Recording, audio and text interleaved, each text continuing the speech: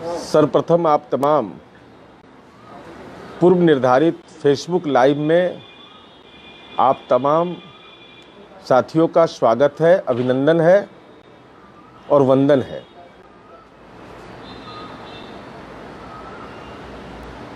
पूरे देश के कला जगत में और खास करके बिहार के आम आवाम स्तब्ध है। हृदय विदारक घटना से मन में असहनीय पीड़ा का एहसास है।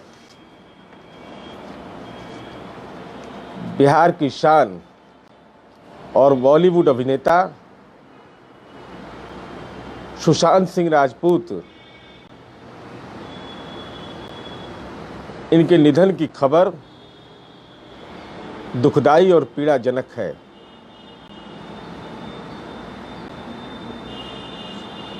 वो थिएटर और टीवी अभिनेता के रूप में मशहूर तो थे ही, इसके अलावा वो बिहारी अस्मिता के भी पर्याय थे। बिहार की बोली, बिहार के जो व्यंजन होते हैं, उसको पूरी दुनिया नहीं पूरे देश के कला जगत में एक महत्वपूर्ण स्थान उनकी वाणी के माध्यम से मिला, कला के माध्यम से मिला। तो सर्वप्रथम मैं फेसबुक लाइव में उनके प्रति श्रद्धा निवेदित करता हूं।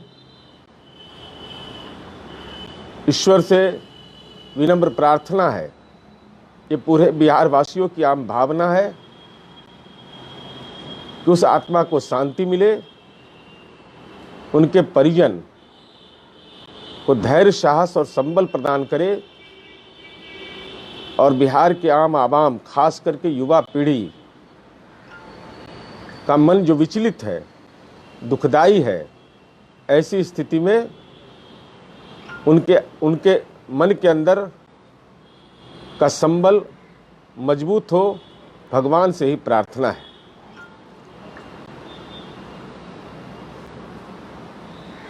मैं फेसबुक लाइव से जुड़ना नहीं चाह रहा था, लेकिन मैं देख रहा था कि लगातार मुझ पर आरोप मढ़े जा रहे हैं।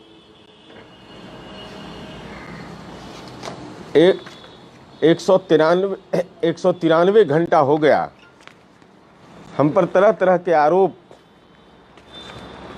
लगाए गए। हमारे बारे में कहा गया कि इनको मंत्री पद, इतनी भी जानकारी नहीं है मेरी जानकारी के बारे में। हम लोग तो गांव के खेत खलिहान से पढ़ करके आए हैं, हम लोग तो कोई डीपीएस यूपीएस में पढ़े नहीं हैं।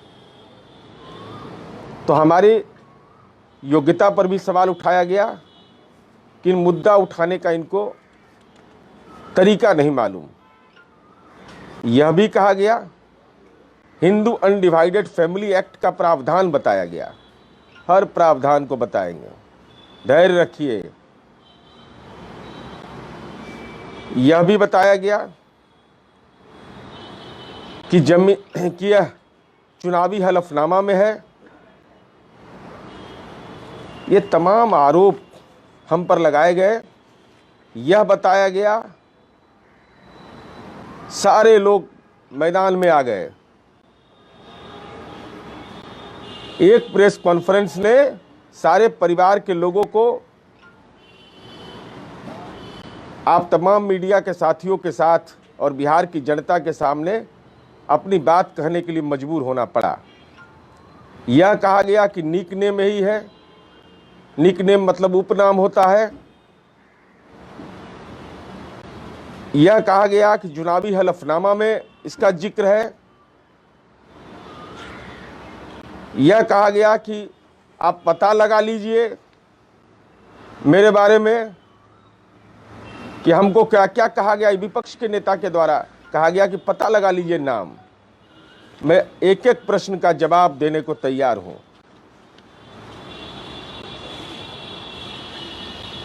सत्य न विचलित हो कभी, सत्य न सकता हार, मिटे पाप का मूल भी, करे सत्य जब वार।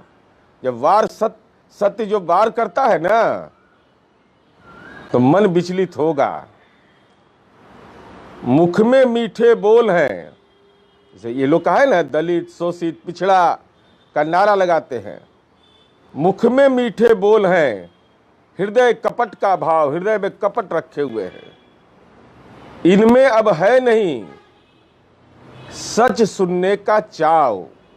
सच सुनने का चाव जो होता है, रुचि होती है, वह नहीं है। क्योंकि एक गलत करिएगा 100 गलत बोलना पड़ेगा आपको, और उसका प्रतिफल जानते हैं ना। झूठ न फलता है कभी, होता इसका अंत। झूठ न फलता है कभी, होता इसका अंत। मरते हैं मानव यहां, सत्य रहे जीवंत। मानव शरीर तो छूट जाता है, लेकिन सत्य सत्य होता है। इसका एहसास तो निश्चित रूप से होना चाहिए हमारी समझ से। और आरोप लगा रहे हैं, योग्यता पर सवाल खड़ा कर रहे हैं। तो हमने उस समय भी कहा, उस बीच के दौर में हमने कहा कि अगर मेरे आरोप गलत है तो मुझ पर मुकदमा करिए। अरे मुकदमा करने में क्यों डर रहे हैं आप? हम अगर गलत बोल रहे हैं, हम आपका चरित्र हनन कर रहे हैं, कहा गया कि राजनीति के निम्न स्तर पर चले गए, तो संपत्ति खरीदने के समय नहीं सोचे थे कि सही स्तर है या गलत स्तर है? तो आरोप लगा रहे हैं। क्या क्या आरोप इन लोगों ने लगा दिया। अब मैं उनके हर प्रश्न का जवाब देने को तैयार हूं। कृपा करके बताइए, यह जानना बहुत जरूरी है आम लोगों के लिए। पहला बुनियादी सवाल मेरा है कि क्या नाबालिग को संपत्ति खरीदने का अधिकार है? क्या 3 वर्ष 4 वर्ष की उम्र में कोई संपत्ति उसके नाम से खरीदा जा सकता है? क्योंकि हम लोग चरवाहा विद्यालय वाले तो है नहीं, हम लोग तो गांव के विद्यालय वाले हैं, पहलवान विद्यालय वाले तो है नहीं। तो जरा पढ़ लीजिए, पढ़ने का आदत डालिए। झटका में राजनीति में जगह ले लीजिएगा, तो झटका में जो संपत्ति लिए हो तो पकड़ लेवे करेंगे। इंडियन कॉन्ट्रैक्ट एक्ट है 1972, यह कहता है कि किसको जमीन का कॉन्ट्रैक्ट करने का अधिकार है। इसका यह कानून 1872 का है, आज भी प्रभावी है। वह कहता है every person is competent to contract who is the age of majority according to the law. जो बालिग होगा उसी को संपत्ति खरीदने का अधिकार है। दिमाग मत लगाइए हम पर। कह रहे हैं कि इनको जानकारी नहीं है, तो आपसे जानकारी लेकर राजनीति करते हैं, बटैया लेते हैं हम लोग, मेहनत करते हैं खुद। जरा बताइए, इंडियन कॉन्ट्रैक्ट एक्ट 1872 का सेक्शन 11 के तहत जो प्रावधान है, क्या यह उसका उल्लंघन है कि नहीं, सो बताइए। मैं आप तमाम फेसबुक लाइव के मित्रों से अनुरोध करूंगा कि उनसे पूछिए यह सवाल, क्योंकि इनको कानून तो समझ में आता नहीं है। जब कानून का इंजेक्शन पड़ता है तब इनको कानून समझ में आता है। The Indian contract act 1872 section 11 प्रभावी है या नहीं प्रभावी है, जरा ये बतावे। और मेजॉरिटी एक्ट क्या है? कोई इसके लिए भी कानून है, ऐसा नहीं है कि कोई कानून नहीं बना है। बिना कानून का ये देश नहीं चल रहा है।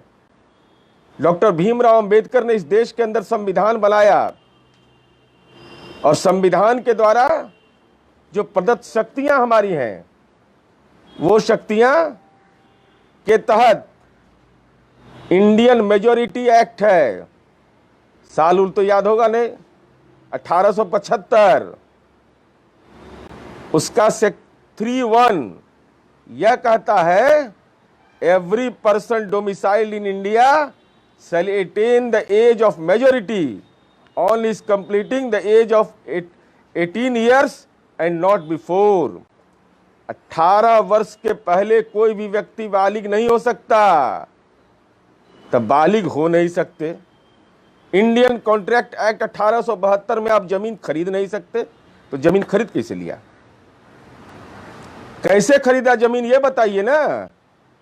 ये तो बताना पड़ेगा आपको कि ये जमीन आपने कैसे खरीदा। और जमीन का हाल जरा देखिए, इनका भाषण दे रहे हैं कि वो हमने शपथ पत्र में डाला है। तो मैं पूछना चाहता हूं आपसे, मैं आपको जानकारी देना चाहता हूं। ये हलफनामा है इनका। हलफनामा में इस संपत्ति का जिक्र क्यों नहीं किया?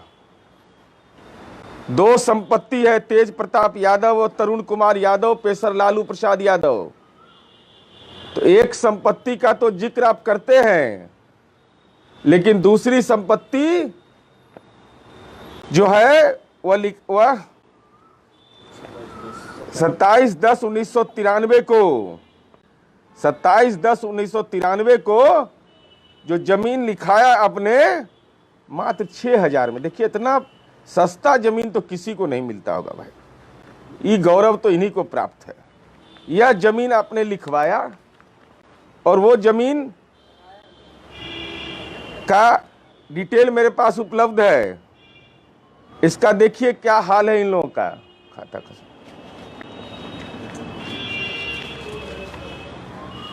वो जमीन प्रमोद कुमार सिंह के पिता चंद्रिका सिंह बल्द सुदर्शन चौधरी से 6 कट्ठा, माने 1 कट्ठा 2 कट्ठा 6 कट्ठा, जो मौका मिले लिखवा लेना है, छोड़ना नहीं है। मौजा फुलवरिया में है। इसका खाता नंबर 74 और प्लॉट नंबर 891। क्यों नहीं दर्ज किया? क्यों ये संपत्ति को छिपाया आपने? इसके पीछे आपकी मंशा क्या है? अगर आप ये कहते हैं कि नाबालिग थे, एक ही नाम है, तो एक ही जगह जमीन है ना, फुलवरिया में ना। तो एक को जो प्रभुनाथ सिंह जी लिखते हैं उसको तो आप डालते हैं हलफनामे में, और दूसरा को क्यों नहीं डाला? 891 को क्यों नहीं डाला आपने? ये तो बताइए लोगों को। ये खाता नंबर 74 प्लॉट नंबर 891 आपने क्यों नहीं, और आप ये 27/10/93 को आपने ये दस्तावेज निबंधित करवाया। तो ये महत्वपूर्ण सवाल है कि यह आपको किसने अधिकार दिया? तो पहला तो आपको इंडियन कॉन्ट्रैक्ट एक्ट के तहत नाबालिग के नाम से जमीन खरीदने का अधिकार नहीं, और जमीन आपने जो खरीदा तो चुनावी हलफनामे में आपने कैसे उसको लिखा एक को? जब वो जमीन ही अवैध है तो आपने हलफनामे में दिया कैसे? मूल सवाल है। और दिया भी अगर तो फिर फर्जीवाड़ा। एक को छिपा लिया, एक को डाइजेस्ट कर लिए। वो किसी फुलवरिया गांव में अति पिछड़ा दलित को दान में दे दिए। क्या किए उस जमीन को? क्या आसमान खा लिया उस जमीन को? क्या हुआ? आपको कॉन्ट्रैक्ट एक्ट के तहत जमीन खरीदने का अधिकार नहीं। जमीन आपने खरीद लिया। तो हम जानना चाहते हैं आपसे, आपने राज्य के उप मुख्यमंत्री होने के नाते आपने प्रॉपर्टी डिक्लेरेशन, चूंकि ये पहले नहीं था, इसी में पकड़ाए आप लोग। माननीय मुख्यमंत्री जी ने यह कहा कि मंत्रिपरिषद के जो माननीय सदस्य होंगे उनको अपनी संपत्ति की घोषणा करनी होगी। उप मुख्यमंत्री थे, आपने अपनी संपत्ति की घोषणा की। ये कागजात हैं। ये कागजात में भी इस प्लॉट की चर्चा आप करने को तैयार नहीं हैं, इसको नहीं लिख रहे हैं। भाई कहां फर्जीवाड़ा करिएगा? जमीन फर्जी तरीके से लिखवा लिया। उसके बाद जिस जमीन की वैधानिकता पर ही सवाल है, आपने क्या किया साहब, आपने सीधे तौर पर उसको हलफनामे में दिया, एक संपत्ति का, दो तेज प्रताप यादव और तरुण कुमार यादव का, उसमें एक संपत्ति का, एक को क्यों छिपा लिया? जब वो संपत्ति ही अवैध है, इंडियन कॉन्ट्रैक्ट एक्ट के तहत वो अवैध है, मेजोरिटी एक्ट के तहत बालिग होने का अधिकार 18 वर्ष में है, तो जमीन कैसे खरीद लिया? मूल सवाल है कि जमीन कैसे आपके नाम से हुआ, ये तो बताना पड़ेगा आपको। ये कानून का सीधा उल्लंघन है। और उस समय आपकी उम्र मात्र 4 वर्ष थी। 4 वर्ष में जमीन, भाई ये तो क्षमता किसी में नहीं है। ये क्षमता किसी भी व्यक्ति में यह हासिल नहीं है कि 4 वर्ष की उम्र में जमीन कोई खरीद लेगा। तो हम यह जानना चाहते हैं कि अब आपको मालूम है कि नहीं, वकील से सलाह उला ले लीजिएगा, क्योंकि कानून पढ़िए। कानून खाली पटियाला कोर्ट में दंडवत रहने से नहीं हो जाता है। और आपने एफिडेविट दिया, पता है कि इंडियन एफिडेविट एक्ट, भारतीय शपथ अधिनियम 1963 में क्या है प्रावधान? कोई व्यक्ति अगर गलत एफिडेविट देता है तो धारा 340 के अंतर्गत कंप्लेन दायर हो सकता है आपके खिलाफ।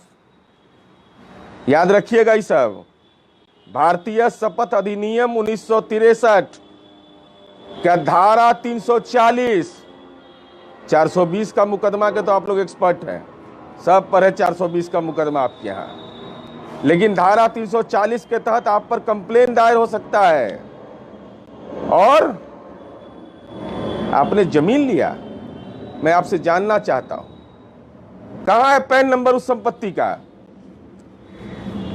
पैन नंबर जो आपने जमीन लिया है, उस जमीन के कागजात में कहां है पैन नंबर? बताइए। पैन नंबर कब से प्रभावी है? 1993 में आपने जमीन लिया है। 1972 से ही पैन कार्ड सिस्टम लागू है। इनकम टैक्स की धारा 139A के तहत पैन कार्ड होना जरूरी है। और यह भी हम आपको बताना चाहते हैं, क्योंकि आप लोग तो ये सब काम में लगे रहते हैं। ये लोग, माइनर कोई बच्चा होगा तो जब पैन कार्ड उसका बनता है तो उसका आइडेंटिफिकेशन नहीं हो सकता है, क्योंकि इस पर माइनर का फोटो और सिग्नेचर होता है। माइनर का पैन कार्ड बनेगा तो गार्जियनशिप उसमें लिखाएगा। किसका गार्जियनशिप है? तो आपके पिता ने क्यों नहीं अपना गार्जियनशिप लिखा? वो बताते ना। वो कहां? ये सवाल इसलिए महत्वपूर्ण है। कोई भी संपत्ति आप खरीदिएगा, हालांकि आप लोग कैसे लेते हैं ये लोग नहीं, हम नहीं जानते हैं, बहुत तरीका टेक्निक है जमीनों में लिखवाने का। नियम यह कहता है कि कोई भी संपत्ति खरीदने के लिए उचित मूल्य होता है। तो आय के स्रोत माइनर के पास होता है क्या? कोई नाबालिग रहेगा, उसके पास आय का स्रोत 4 वर्ष में क्या होता है? क्या है उसके पास आय का स्रोत? तो एक नाबालिग के नाम से जमीन ले लिया तो कौन बताएगा आय का स्रोत? आय का स्रोत तो बताना पड़ेगा, जो गार्जियन रहेंगे उनको बताना पड़ेगा। तो जमीन के कागजात में आप गार्जियन बनने को तैयार नहीं है आपके पिता। इस कागजात में क्यों नहीं आप पैन कार्ड नंबर डाला? जमीन के गार्जियन बनने को क्यों नहीं तैयार हुए? यह सीधे तौर पर कबूल करिए बेनामी संपत्ति है। एक गलती किया, नाबालिग के नाम से जमीन ले लिया, लेने के बाद एक गलती को छिपा लिया, एक प्लॉट को चुनावी हलफनामे में आप दे रहे हैं, उसको वैध बना रहे हैं। अरे आपको पता नहीं है कि एफिडेविट एक्ट क्या है? कौन है सलाहकार आपका? कौन ऐसा सलाह देता है आपको चुनावी हलफनामे में दायर करने के लिए? यह महत्वपूर्ण विषय है। इसलिए हम आपको यही निवेदन करना चाहते हैं कि पूरी मजबूती के साथ जो हमने आरोप लगाए हैं वो दमदार आरोप हमारे हैं, चिंता मत करिए इसका। हमने जो कहा है उस बात पर हम कायम हैं और हम ये बताना चाहते हैं कि आपको मालूम है कि नहीं, बेनामी प्रॉपर्टी ट्रांजैक्शन एक्ट 1988 प्रभावी है। इसमें आपने जो ये संपत्ति ली है वह सीधे तौर पर बेनामी है, नाम निक नेम के आधार पर। और हम ये जानना चाहते हैं, आप ये बता दीजिए कि भाई आप तो पढ़े हैं, तो निक नेम पर संपत्ति खरीद रहे थे और स्कूल में क्या नामकरण कराए थे वह बताइए। कुछ तो प्रमाण दीजिए कि सीधे चुनाव आयोग में जो हलफनामा आपने दे दिया जो बिल्कुल ही अवैध इस मामले में है कि नाबालिग के नाम पर आपने जमीन ले लिया। तो हम आपसे ही विनती करेंगे, आप तमाम साथियों से, कि आप समाज के अंदर राजनीति कोई व्यवसाय नहीं है, धंधा नहीं है। ये इतना बड़ा गुनाह इन लोगों ने किया है। समाज के अंदर में राजनीति को व्यापार बना करके, जैसे पुराने जमाने में लोग कहता था कि सीलिंग एक्ट से बचने के लिए हाथी बैल भैंस के नाम पर जमीन लोग करवा देता था निबंधन, वही हाल है। इसलिए सही जवाब दीजिए, हम अनुरोध करेंगे, नहीं तो मेरा संपत्ति खोजो अभियान जारी रहेगा। अनवरत मैं उसको चलाता रहूंगा जब तक आप सही रूप से यह बताइए कि आपने यह गुनाह क्यों किया इस बिहार में। हम यही आपसे निवेदन करने के लिए आज आपके बीच आए थे। हमारी उम्मीद है कि हमारी बात हो सकती है, कुछ लोग को कड़वी लगती होगी, तीखा लगता होगा, लेकिन राजनीति में भ्रष्टाचार करने वाले लोगों को बेनकाब करना सामाजिक जीवन का उत्तरदायित्व है। उस उत्तरदायित्व का निर्वहन करता रहूंगा। धन्यवाद, आभार।